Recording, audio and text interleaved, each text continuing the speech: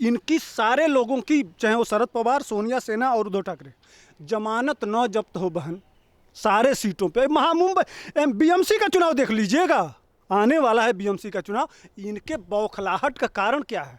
जमीन खिसक गया है, धरातल पे कुछ नहीं है, ये बौखलाए हुए हैं, पागल हैं। 8-9% वहाँ मन तथाकथित शांति दूतों का वोट है, 12% मान लीजिए। 12% वोट में ये कौन कौन, एनसीपी लेगी, कांग्रेस लेगी कि शिवसेना लेगी, उसी वोट की लड़ाई है ना। बाकी जो 88% वोट है वह लोग नहीं हैं, वो मतदाता नहीं हैं, उनके सुख दुख की बात हो रही है। अभी अभी जो मंदिर में पूजा कर, मंदिर के लिए कितनी लड़ाई लड़ी गई। पूरे देश के साधु संत महात्मा जो भी राष्ट्रवादी हैं वो कहे हैं कि भैया जब तुम दारू की दुकान खोल सकते हो, बार बालाओं का बार खोल सकते हो, सब करवा सकते हो, तो मंदिर क्यों नहीं खोल सकते। इसके लिए 1 महीना संघर्ष हुआ है, तब जाके वहाँ किसी तरह से मंदिर खुला है। थोड़ा सा बर्दाश्त हो रहा है, आने वाले दिनों में इनको तो घर से निकलना मुश्किल हो जाएगा।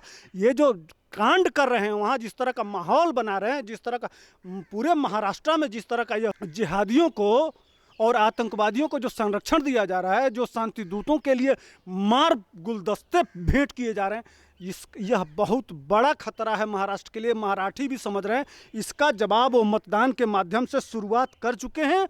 यह एक अभी बीज रोपा गया है, यह आने वाले दिनों में बीएमसी का चुनाव और विधानसभा के चुनाव में बहुत बड़ा वृक्ष होगा। और सर, महाराष्ट्र में अपनी सरकार को लेकर जितने बड़े बड़े वादे किए जा रहे थे, उसको लेकर चाहे शिवसेना हो या फिर कांग्रेस हो, ऐसा लगता है कि उनके वादे अब फीके पड़ते हुए नजर आ रहे हैं, क्योंकि जिस तरीके से एमएलसी में इनकी हार हुई है और बीजेपी की जो जीत हुई है। तो ये कौन सी नई बात है, इनकी जमीन उखड़ गई है। जब इसी तरह से सुशांत के मामले को, दिशा साल्यान के मामले में, अर्णव गोस्वामी के मामले में, जो भी मुद्दे हैं, जब इसी तरह का प्रपंच करोगे तो जनता मूर्ख थोड़े है, वह कहने थोड़े जाती है, वह जवाब मतों के माध्यम से देती है। चोट यहाँ लगता है जब पीड़ा आएगी, आँख नहीं है, नाक नहीं, दिमाग नहीं है। जब वोटर जाता है वहाँ बैलेट पेपर लेने, तो वो पूरा फिगर एक बनता है उसके सामने कि 5 साल जो ये, 1 साल 1.5 साल जो ये गुजारे हैं, जिस तरह से लोकतंत्र की हत्या किए हैं, जिस तरह से कानून का माखौल उड़ाए हैं, वह साधारण धरती नहीं है। वो मराठा छत्रपति शिवाजी की धरती है, वह बाला साहब ठाकरे की धरती है। कुपुत्र भले नालायक हो, लेकिन लोग जानते हैं कि हम किनके वंशज हैं और हमारा इतिहास क्या है, हमारा पुरातन क्या है, हमको किसके साथ रहना है।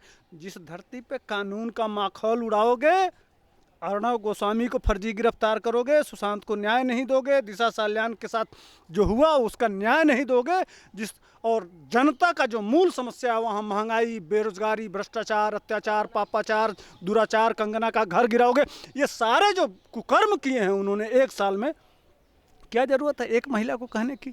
तुम नॉटी शब्द पर देखिए ना, क्या क्या क्या हुआ, क्या कैसे। संजय राउत यही शब्द है, यह शिवसेना का प्रवक्ता, ये सामना। अभी कल जोगी जी गए थे वहाँ, क्या क्या हुआ है, उनको क्या क्या कहा गया है, वो क्या बड़े शांति से उनका बाइट देख लीजिए उठा के।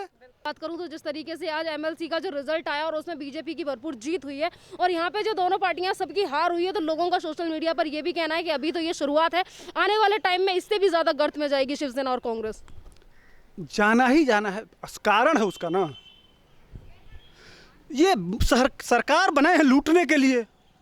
कहीं आप एक बात बताइए, पूरा महाराष्ट्र सरकार का 1 साल बीत गया, जो मूल समस्या है, मूल जड़ है, उस पर एक कार्रवाई बताइए। 1 साल गुजर गया 3-4 लोगों के पीछे, सुशांत, दिशा, अर्णव गोस्वामी और कंगना रनौत। इसके अलावा काम बता दीजिए। पालघर, हाँ पालघर, ठीक, ये इसको हटा दीजिए तो महाराष्ट्र का काम बता दीजिए।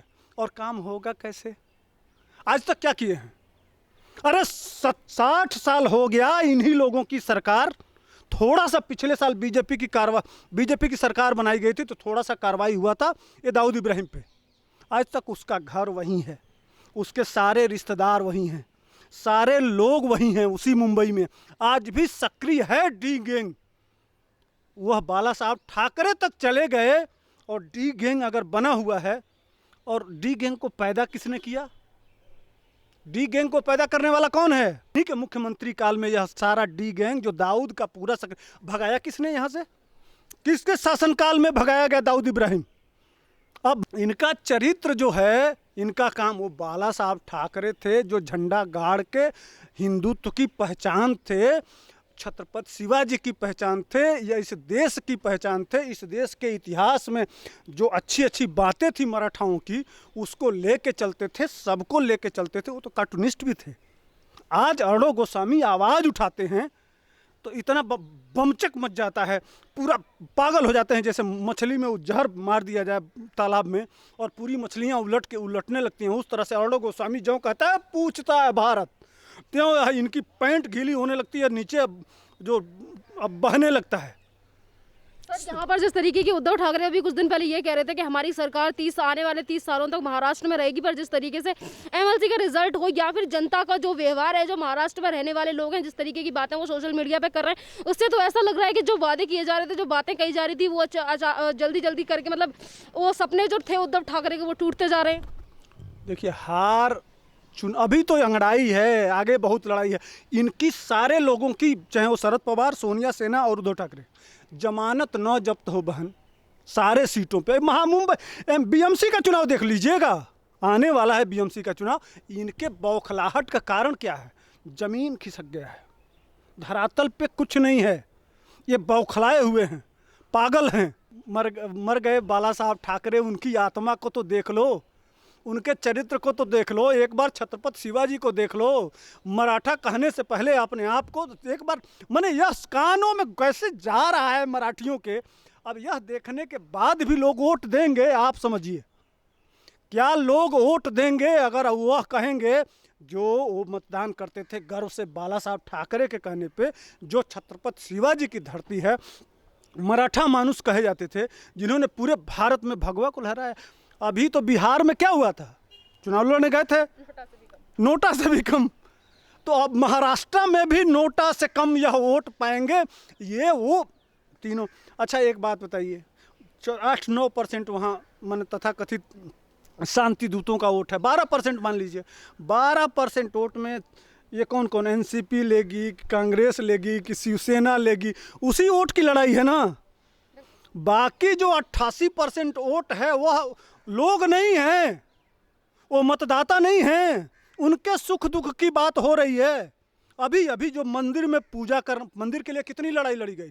पूरे देश के साधु संत महात्मा जो भी राष्ट्रवादी हैं, वो कहे हैं कि भैया जब तुम दारू की दुकान खोल सकते हो, बार बालाओं का बार खोल सकते हो, सब करवा सकते हो, तो मंदिर क्यों नहीं खोल सकते। इसके लिए 1 महीना संघर्ष हुआ है, तब जाके वहाँ किसी तरह से मंदिर खुला है। सर, एक मेरा लास्ट सवाल कि जिस तरीके की चीज़ें महाराष्ट्र में हो रही हैं और जितनी तरीके की चीज़ें कही जा रही थी, सर जिस तरीके से महाराष्ट्र की जनता का जिस तरीके से रुझाव है देखने को मिल रहा है, आज अगर एमएलसी के रिजल्ट आए तो उसमें चीज़ें कुछ और देखने को मिल रही हैं। अभी बीएमसी की बात आपने कुछ देर पहले की, तो बीएमसी के चुनाव आने वाले हैं, उसको लेकर भी सामना में ये लिखा जाता है कि बीएमसी की तरफ देखोगे तो जला दिए जाओगे। जिस तरीके की बातें होती हैं, अब तो एमएलसी का रिजल्ट आ गया, इसके बाद विधानसभा भी आना है, बीएमसी भी आना है, तो क्या हाल होने वाला है इन पार्टियों का? अब रिजल्ट आएगा, आज का रिजल्ट यह नमूना है। जैसे चावल पकता है ना, तो चावल का एक दाना उठाया जाता है और उसको मसल दिया जाता है, तो समझ में आ जाता है कि पूरी चावल पक गई है कि नहीं पक गई है। तो कम से कम शिवसेना, एनसीपी और कांग्रेस को आज के चुनाव से यह समझ जाना चाहिए कि तुम्हारा महाराष्ट्र के लोग क्या कर दिखाना चाहते हैं। 2 ही चुनाव था ना, दोनों जगह बमचक हार हुई है, बमचक हार हुई है। ये होता है असली, वो लोग जानते हैं। आने दीजिए बीएमसी का चुनाव, अगर इनको नोटा से भी कम वोट नहीं पड़ा, इनका जो कंडीशन है, अभी तो लोग बर्दाश्त कर रहे हैं, कानों में अभी ये थोड़ा सा बर्दाश्त हो रहा है। आने वाले दिनों में इनको तो घर से निकलना मुश्किल हो जाएगा। ये जो कांड कर रहे हैं वहाँ, जिस तरह का माहौल बना रहे हैं, जिस तरह का पूरे महाराष्ट्र में जिस तरह का यह जिहादियों को और आतंकवादियों को जो संरक्षण दिया जा रहा है, जो शांति दूतों के लिए मार गुलदस्ते भेंट किए जा रहे हैं, यह बहुत बड़ा खतरा है महाराष्ट्र के लिए। मराठी भी समझ रहे हैं, इसका जवाब वो मतदान के माध्यम से शुरुआत कर चुके हैं। यह एक अभी बीज रोपा गया है, यह आने वाले दिनों में बीएमसी का चुनाव और विधानसभा के चुनाव में बहुत बड़ा वृक्ष होगा। अब यही चाहती भी तो भाजपा थी। आज चाहे तो इतनी कमजोरी है, इतना मजबूत है भाजपा वहाँ कि आज चाहे तो आज महाराष्ट्र में सरकार गिरा दे। एक दिन लगेगा, 1 दिन में सरकार गिरा देगी, लेकिन शिवसेना खत्म हो जाएगी, एनसीपी खत्म हो जाएगी, तो फिर 2 लोग रहेंगे, एक कांग्रेस रहेगी और एक भाजपा रहेगी। ये आराम से यही होने वाला है वहाँ। आने वाले दिनों में यह 2 लोग खत्म हो जाएंगे और बचेगी सिर्फ कांग्रेस, जो पूरे देश की जिहादी पार्टी है, और दूसरी एक राष्ट्रवादी पार्टी है। यही 2 बचेंगे, यही रणनीति है। इसीलिए चुपचाप वहाँ भाजपाई बहुत उछल कूद कहाँ कर रहे हैं, वो देख रहे हैं कंडीशन महाराष्ट्र का कि किधर जा रहे हैं लोगों का मिजाज। भाजपा खूब बढ़िया नस जानती है कि वो खूब बढ़िया से वाच कर रही है कि ठीक है शिवसेना करो करो करो, करते रहो करते रहो। इसका रिजल्ट तुमको आज चुनाव में मिल गया। धन्यवाद सर।